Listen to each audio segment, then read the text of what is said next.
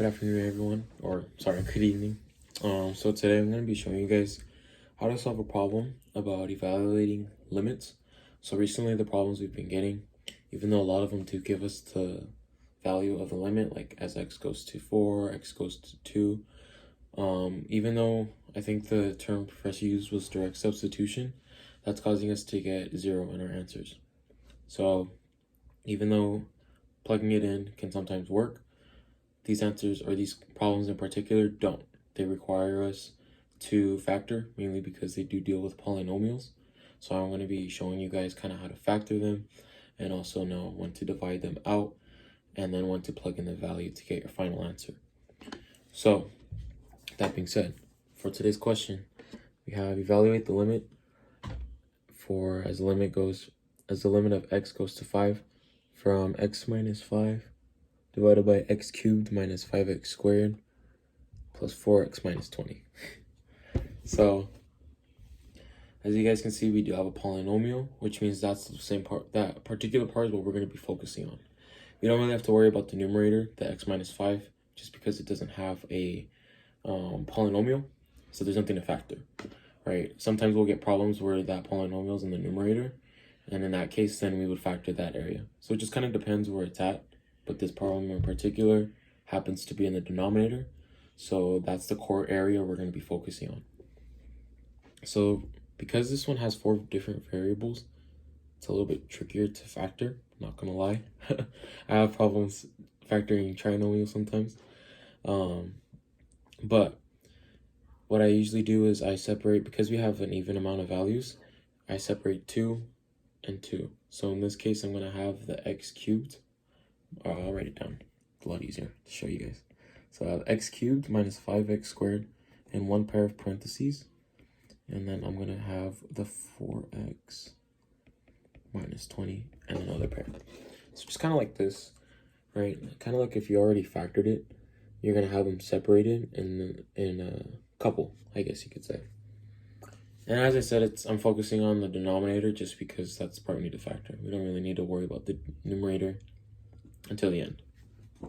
So now what I usually do, that front variable, for example, this first pair of parentheses that we have, it's x cubed minus 5x squared. So they both have a common value of x squared, right? We can both, we can take that value of x squared out of both and still be able to distribute it if we were to do that.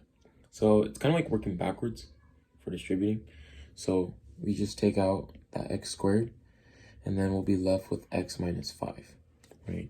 Then if you're kind of unsure if you did it right or wrong, you just distribute, right? Kind of work backwards. So x squared times x is going to give us back x cubed, and then x squared times negative 5 is going to give us that negative 5x squared. So you kind of already know, like, okay, I factored this right. Then we're going to do the same thing with that second pair, right? So we can see in this one, the 4x minus 20, we do have a common value of 4, right? So now we're going to take that 4 out of the parentheses, and we're going to be left with x minus 5.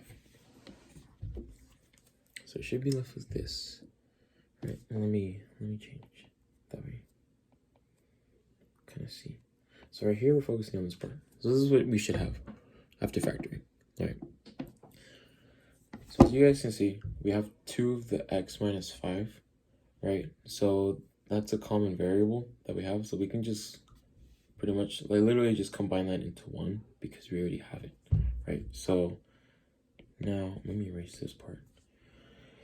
Okay, so now, oh, sorry, I forgot to add. So that x squared and that 4, because we took those values out, and now we can kind of make those their own couple as well, right? So we're pretty much going to be left with this.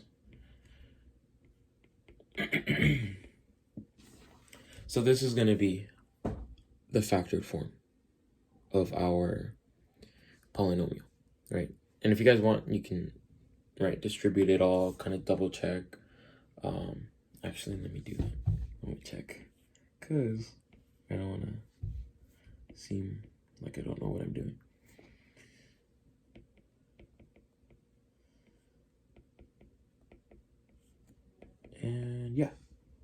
yeah, checks out. So if you guys distribute it, it should check out. You can always do that to double check. Actually, I recommend doing that because sometimes I don't, and that's how I get a lot of problems wrong on tests. So always check. It does look like we did factor correctly in terms of this polynomial. So I'm just gonna kind of plug in that factor polynomial back into the denominator just to kind of have a better idea of what we're left to work with. So as I said, should look like this after we factored. We're focusing on this part now, what I underlined. So we're focusing on that. I added that x plus 5, or sorry, the x minus 5 back into the equation, or the, I forgot what it was called. I had a brain fart. I added the x minus 5 back into the, I guess you can say equation. We'll just leave it at that. But you saw what I did. I put it back in the numerator. So as you guys saw, we do have 2 of those x minus 5 values, which means we can divide those out. So that just means they would equate to 1. To 1. Like, there you go. To 1. Like that. Right. So now we're just left with 1 over x squared plus 4. So now, because we factored our polynomial down as much as we could, this would be the moment where we can plug in that value for the limit that it gives us. So in this case, it does give us a limit 5. So because we have that x squared plus 4, right, we can insert that 5 for our x value. So now we will get 1 over 5 squared plus 4.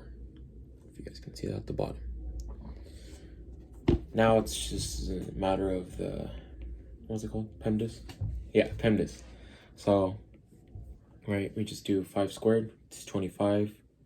25 plus 4 is 29. Right, so we have 29 in the denominator, and then our numerator stays the same. We're going to be left with 1 because we did divide that x minus 5 out. So now we are left with our final answer being 1 over 29. Right. So yeah, so that's pretty much it. Like I said, most of the time plugging it in, you're going to get, with direct substitution, you're going to just get 0 over 0, especially if you do have a polynomial. So if you do see those, take those as kind of a hint to factor, because you most likely are.